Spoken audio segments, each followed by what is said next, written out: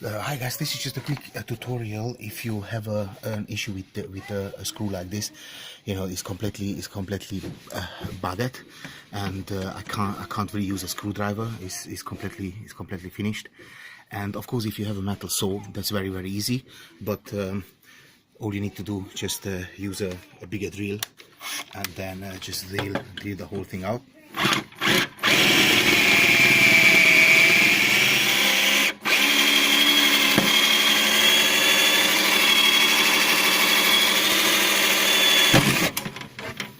Right, and now you have to drill a little bit further, as you can see, and then you just pull the whole shebang out.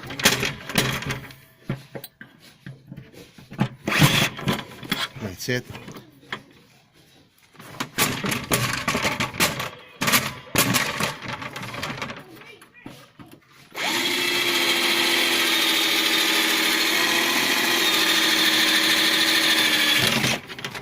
That's it, and the case is closed.